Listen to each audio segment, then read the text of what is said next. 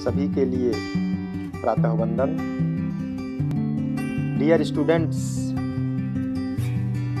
किसी भी शिक्षण संस्था का, किसी भी शिक्षक का या यूं कहें किसी भी माता पिता का यह उद्देश्य होता है कि उसका बालक सर्वांगीण विकास कर सके और समाज में एक जिम्मेवार नागरिक के रूप में स्थापित हो सके।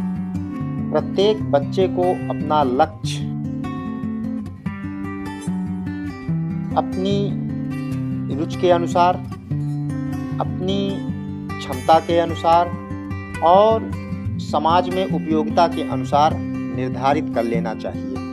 अंधी दौड़ लगाकर गिरने के बजाय अपने द्वारा निर्धारित लक्ष्य के मार्ग पर यात्रा प्रारंभ कर देनी चाहिए।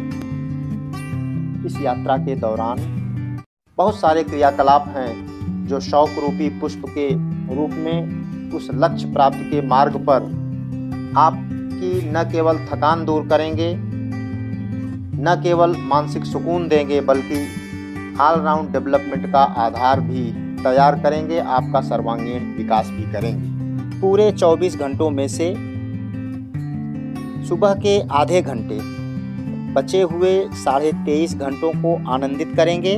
हमारे शरीर की प्रत्येक कोशिका में सकारात्मकता और फ्रेश ऑक्सीजन का संचार करते हुए हमारे शरीर की इम्यूनिटी भी बढ़ाएंगे और एनर्जेटिक बनाकर लक्ष्य के मार्ग पर आगे बढ़ने की प्रेरणा भी देंगे। कर्म के साथ योगा को भी योग कर दिया जाए तो वह हमें कुशलता की ओर ले जाएगा, कौशल विकास की ओर ले जाएगा। कौशल के साथ लक्ष्य की ओर आगे बढ़ें और जब भी मौका मिले अपने मित्रों से, अपने चाहने वालों से, अपने शुभेच्छुओं से अपने शौक की चर्चा अवश्य करें, अपने शौक को शेयर करें। मैंने भी इस लॉकडाउन के दौरान एक नया शौक डेवलप किया है जिसे मैं आपसे शेयर किए देता हूँ।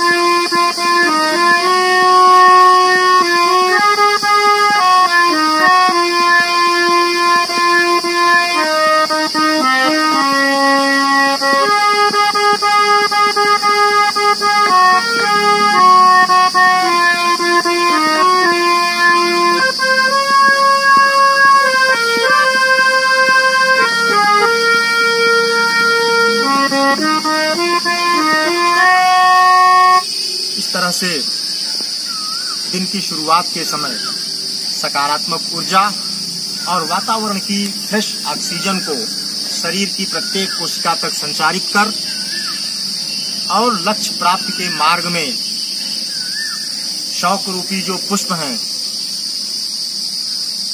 उनकी सुगंध का आनंद लेते हुए शौक के साथ आप लक्ष्य की ओर अग्रसारित हों और अपना लक्ष्य प्राप्त कर मां भारती के चरणों की सेवा एक जिम्मेवार नागरिक की भांति, एक उत्पादक नागरिक की भांति करें।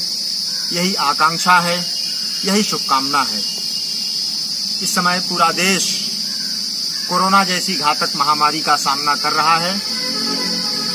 इस परिस्थिति में एक जिम्मेवार नागरिक की भांति आप स्वयं भी जागरूक रहें और दूसरों को भी जागरूक करें। भीड़ भाड़ वाले स्थानों पर कम से कम जाएं। यदि बहुत आवश्यक हुआ और जाना पड़े तो मास्क अवश्य पहन कर जाएं। प्रधानमंत्री जी ने जो 2 गज की दूरी का सिद्धांत दिया है उसका कड़ाई से पालन करें। दिन में कई बार 20 सेकंड तक साबुन से हाथों को अच्छी तरह से धुलें। योगाभ्यास के द्वारा सकारात्मक सोच और सकारात्मक ऊर्जा के द्वारा अपने शरीर की इम्यूनिटी बढ़ाएं, शरीर की प्रतिरोधक क्षमता को बढ़ाएं, बूस्ट अप करें, संतुलित आहार लें और स्वयं से मजबूत रहते हुए किसी भी परिस्थिति का सामना करते हुए सफल हों। इन्हीं शुभकामनाओं के साथ एक बार पुनः प्रातः वंदन। वंदे मातरम।